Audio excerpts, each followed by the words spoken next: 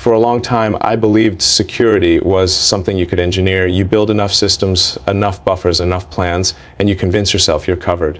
You lock the doors, back up the data, diversify the risk. From the outside, it looks solid, impressive even. But there's a quiet flaw in that thinking, one that doesn't show up on spreadsheets or threat models. Security can protect assets. It can protect operations. It can even protect lives in a technical sense. But it doesn't protect meaning, and I didn't understand that soon enough. I thought if I could just make things stable, financially, structurally, strategically, everything else would fall into place. I told myself that the people I loved would understand the long hours, the missed moments, the constant distraction. I assumed connection was resilient enough to wait. That assumption was wrong. What no one tells you is that emotional security isn't something you stockpile. It's something you maintain in real time. Miss enough conversations, enough dinners, enough ordinary days, and you don't notice anything breaking. It feels quiet, functional. And then one day you look around and realize the systems worked, but the people are gone. That's the illusion. You feel safe while slowly losing what actually made life worth protecting. You can be surrounded by safeguards and still be completely exposed where it matters most. If I've learned anything, it's this: security without human connection is just isolation with better infrastructure. Ambition is a powerful engine. It pushes you to solve hard problems, to stay up when others sleep, to keep going when quitting would be easier. And for a long time, I treated that engine like it deserved unlimited fuel. Every hour, every ounce of focus, every emotional reserve, I fed it all into the mission. I told myself it was necessary. I told myself the outcome would justify the cost. What I didn't calculate correctly was what that cost actually was. Success has a way of disguising its price tag. You don't pay it all at once. You pay in fragments, missed birthdays, unanswered messages, conversations shortened to later. You convince yourself these are temporary sacrifices, that once things stabilize, once the goal is reached, you'll give that time back. But time doesn't work like a loan. It doesn't return with interest. The hardest part isn't realizing you work too much. It's realizing that the people you love learned how to live without you while you were busy building something impressive. Not out of anger. Not out of drama, just adaptation. Humans are good at adapting to absence. From the outside, it looks like winning. Inside, it's quieter than you expect. Achievements stack up, milestones get crossed. And yet there's a strange hollowness when there's no one close enough to feel it with you. You start to understand that success can give you everything except the one thing it quietly took away: shared presence. If I could rewind anything, it wouldn't be decisions or strategies. It would be moments. Because ambition should expand your life, not replace the people in it. There's a moment that doesn't get talked about much because it doesn't arrive with drama. It arrives quietly. You don't get a warning. No argument. No final conversation. Just distance that grows so slowly you don't notice it happening. Absence doesn't announce itself, it accumulates. I used to think loss came from sudden events. Big failures. Explosions. Endings you could point to. But the most permanent losses come from neglect measured in days and weeks and years. You skip one call, then another. You tell yourself you'll make it up next time. And then one day, next time is gone. People don't leave all at once, they adjust. They stop expecting you. They stop reaching out as much. Not because they don't care, but because they've learned how to protect themselves from disappointment. And that realization hits harder than any public criticism ever could.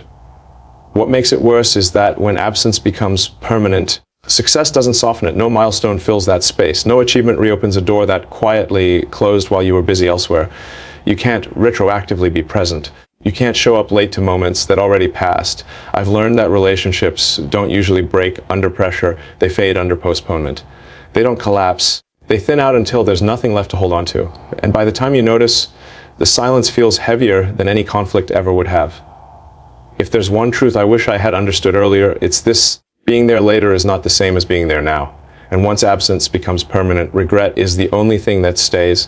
There's a strange moment that comes after you achieve something big. You expect it to feel loud, celebratory, validating, full. And for a brief second it does, but then the noise fades and you're left standing with the result you worked so hard for, wondering why it doesn't feel the way you imagined. That's when it hits you. Achievement doesn't echo when there's no one close enough to hear it with you. I've stood in rooms that represented years of effort, breakthroughs, wins people said would change everything, and yet in those moments there was an absence I couldn't ignore. Not physical emptiness, but emotional distance. The kind that reminds you success can surround you without actually reaching you. Sharing a victory isn't about applause or approval. It's about connection. It's about turning to someone and knowing they understand the cost, the doubt, the nights when quitting felt reasonable. When those people aren't there, the win becomes oddly transactional. You accomplished the task, but the meaning didn't fully arrive. I used to believe purpose came from impact alone, from scale, from results. Now I understand that purpose deepens when it's witnessed by people who know you beyond outcomes. Without that, even the biggest milestones feel unfinished, like sentences without punctuation. You don't feel this right away. That's what makes it dangerous. You keep going, assuming the next achievement will fill the gap. It won't. The gap isn't professional, it's human. So if you're chasing something big, remember this: success can impress the world, but only connection can make it feel complete. One of the most dangerous assumptions I ever made was believing there would be time later to slow down, later to reconnect, later to explain, to listen, to be present. Later felt reasonable, responsible even. You tell yourself you're doing this now so you can be there more fully in the future. But later is a fragile promise. Life doesn't wait for your calendar to clear. People don't pause their emotional needs because your workload is heavy. Moments that matter don't reschedule themselves because you're chasing something important. They happen once, and then they're gone. I thought urgency belonged only to big goals and deadlines. I treated relationships as flexible, assuming they could absorb delay. They can't.